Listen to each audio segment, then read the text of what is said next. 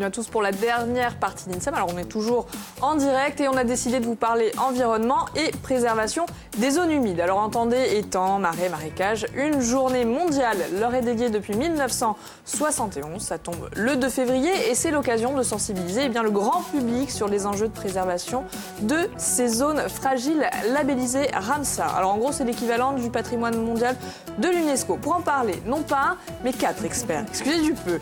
Gwenaëlle, Marie, Stéphane et Gérard sont là pour répondre à vos questions. Alors n'hésitez pas à appeler le numéro qui va s'afficher, ou vous nous écrivez sur les réseaux sociaux. Les filles sont passées derrière, mais elles veillent, n'est-ce pas ? On est derrière, mais on est là, alors écrivez-nous. Alors, si tout le monde est prêt, on vous dit tout sur le programme de cette journée mondiale. C'est parti.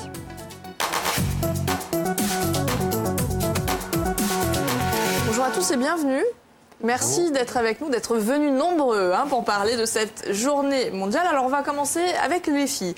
Gwenaëlle Baldovine, vous êtes chef de service à l'Office de l'environnement de la Corse. Vous êtes venue accompagnée de Marie Garrido. Marie, vous êtes chargée de mission pour la région Corse. Alors du pôle relais lagune méditerranéenne, service espèces des milieux naturels. C'est long, mais c'est complet. J'ai pas fait d'erreur. Alors mesdames, la journée mondiale des zones humides, ça fait déjà un petit moment, 71. Quel est l'objectif de cette journée ? En fait, la journée mondiale des zones humides, comme vous l'avez dit, se passe chaque année autour du 2 février, date anniversaire de la signature de la Convention internationale de Ramsar, ville d'Iran dans laquelle cette convention a été signée. Comme vous le disiez, donc, cette convention, un peu à l'instar du label pour les sites UNESCO, cette convention a pour but de préserver au niveau international et de labelliser les sites qui sont protégés pour la protection des milieux humides et des oiseaux d'eau qui sont dans ces milieux. D'accord, mais qu'est-ce qu'on appelle les zones humides ? Alors les zones humides, donc si on prend de l'amont à l'aval, donc des montagnes jusqu'au littoral, on a une typologie assez variée, les lacs, les potines, on a aussi les tourbières, donc là on aura des spécialistes pour nous en parler. On a des experts tourbières, il n'y a pas de souci. On va en parler tout à l'heure. Après, donc on passe étangs, lagunes et les embouchures des rivières, des fleuves. Alors ça, c'est les généralités, j'allais dire, mais celles qui sont labellisées donc Ramsar, il y en a 5 en tout en Corse, elles se trouvent où ? Donc, au niveau des sites qui ont été labellisés Ramsar en Corse, nous avons les 3 grands étangs de la plaine orientale. Donc, principalement et premièrement, l'étang de Bigoulia, qui a été le premier site labellisé en Corse. Nous avons également... Aussi, on adore cet endroit. C'est vrai. Oui. C'est vrai. Parfait. Donc, nous avons également donc, les étangs d'Urbino et de Palo, donc sur la plaine orientale. Plus dans l'extrême sud, nous avons les mares temporaires des Trepadoules de Soartonne. Et dans l'intérieur, donc les tourbières de Moltifao. Oui, c'est légendaire, Belle transition. On va le dire, Stéphane, on va en parler un peu plus dans un moment. Mais en gros, quelles sont les différences entre ces zones qui sont labellisées, elles ne sont pas juste belles pour Faustine, et les autres? Il faut les protéger. Il faut les protéger, mais il faut protéger l'ensemble des milieux humides, puisque ces zones humides remplissent des fonctions et nous rendent de grands services à une période où le changement climatique est très présent donc, dans notre environnement. Donc ces zones humides ont des fonctions d'écrêtement des crues, de maintien de l'eau au niveau des nappes phréatiques, de nettoyage de ces nappes par rapport aux pollutions qui pourraient intervenir.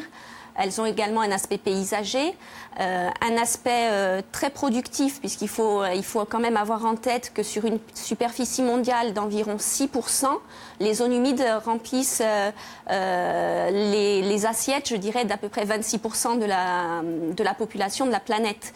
Donc c'est quand même très important. Très important au niveau mondial. Certes, en Corse, à un niveau moindre, puisque on a un niveau de production important sur les lagunes, mais au niveau mondial, tout ce qui est rizière, tout ce qui est étang avec toute la pisciculture rentre dans le calcul du maintien des zones humides. Donc c'est assez important pour nous, êtres humains. Donc il y a des enjeux au niveau de la consommation, il y a des enjeux au niveau de l'environnement. Donc on l'a bien compris, il faut les préserver. La thématique de l'édition 2018 de cette journée mondiale, c'est des zones humides pour les villes de demain. Alors là, pourquoi les zones humides vont avoir un rôle à jouer sur l'équilibre urbain ?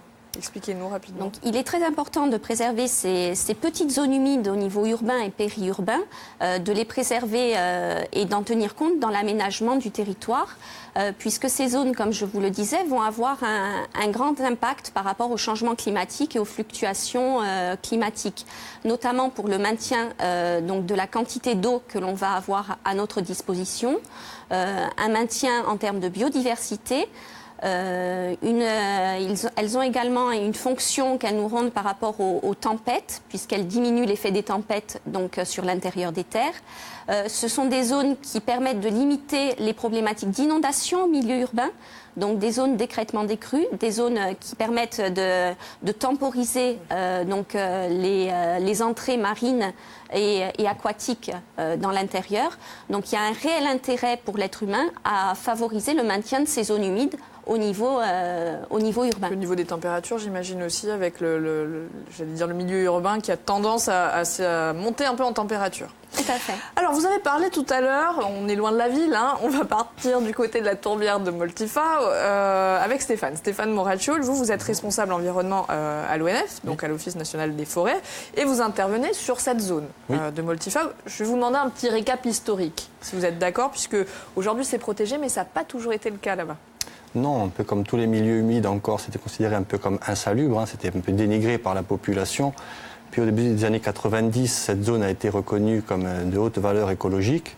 À partir de ce moment-là, la municipalité a beaucoup investi pour réhabiliter le site, donc des travaux à la fois de nettoyage, des travaux de renforcement de berges au niveau de la forêt. Et on a réussi à obtenir le label Ramsar en 2011, après un classement Natura 2000 d'abord aux années 99, et aussi le classement en régime forestier, de façon à avoir une gestion durable de la forêt et de la tourbière. C'est la dernière zone classée sur les 5 en Corse ? Oui. Oui, elle avait vraiment mauvaise presse. Hein. Pourquoi ?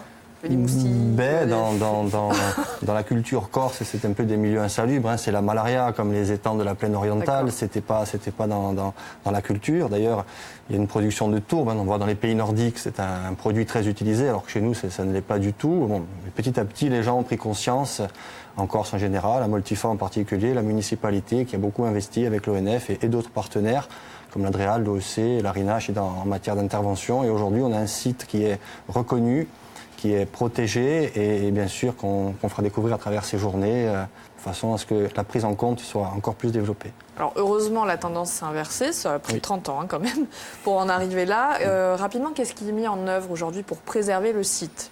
Alors pour préserver le site, il y a différentes phases de travaux. La première, c'est le traitement au niveau de l'aulnay périphérique. Autour, il y a une aulnay, hein, donc on fait un traitement de manière à la maintenir, ça aide au maintien des berges. Dans le maintien des berges, pour pas qu'il y ait d'érosion, disparition de la tourbière, on fait aussi de la protection par rapport à la rivière de l'Ascq.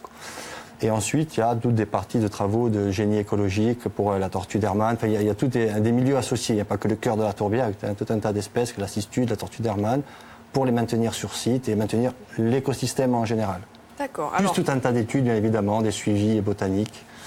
Pour protéger, l'idéal, c'est d'informer.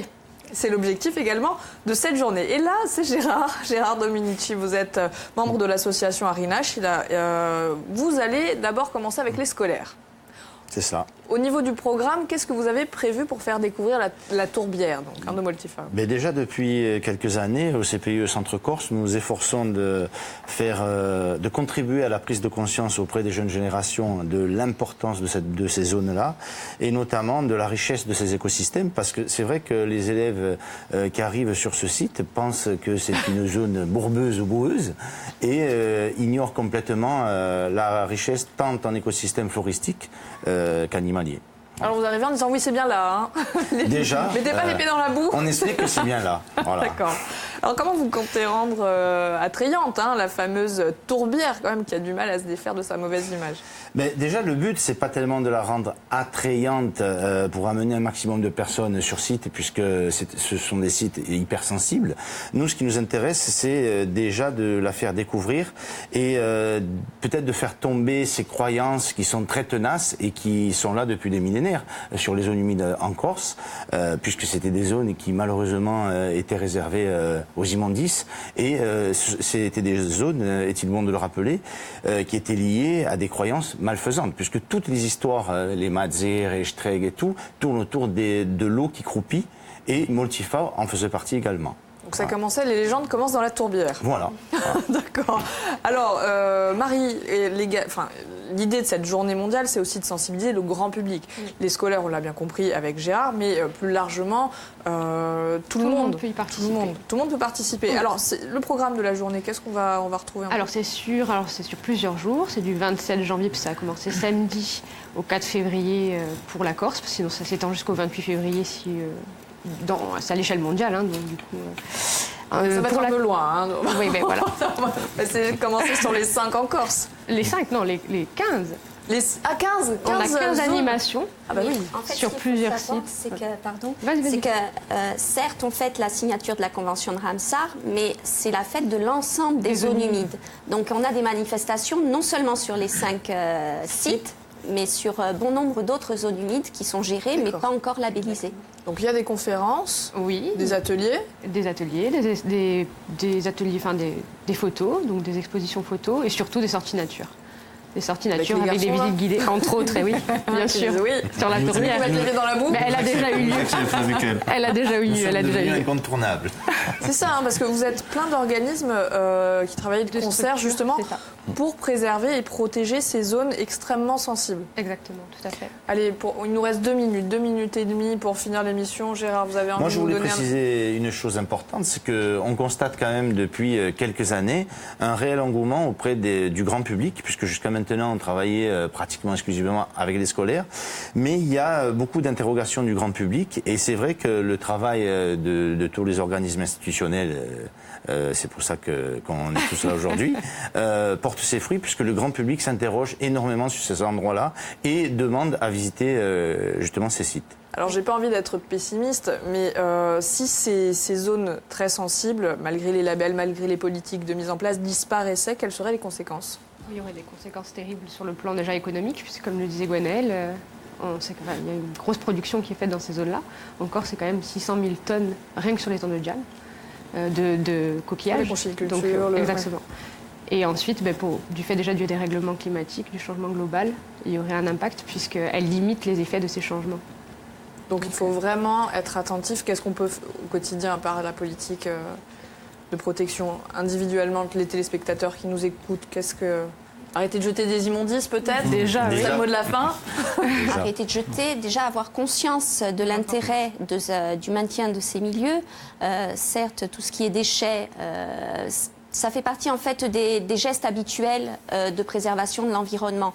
On ne demande pas de gestes particuliers, mais vraiment faire attention aux pollutions diffuses, faire attention à limiter l'utilisation de l'eau. Être attentif et vigilant, c'est le minimum que l'on puisse faire face aux services qu'elles nous rendent. Gwenaëlle, Marie, Stéphane et Gérard, merci infiniment d'être venus donner un petit avant-goût du programme. Si je vous dis le 14 février, vous pensez à quoi? Une autre date? Ah bah oui. Pas du tout, n'importe quoi. La Saint-Valentin. À l'occasion de la Saint-Valentin, une belle initiative s'est mise en place pour récolter des fonds pour les enfants malades. On va en parler demain. Ça commence avec un t-shirt et ça mobilise l'association de Pascal Olmet, la start-up Icar, les créateurs de la marque Babet, les footballeurs du GFCA et même les animateurs d'INSEM. On en parle demain. Bye bye, bon après-midi, ciao.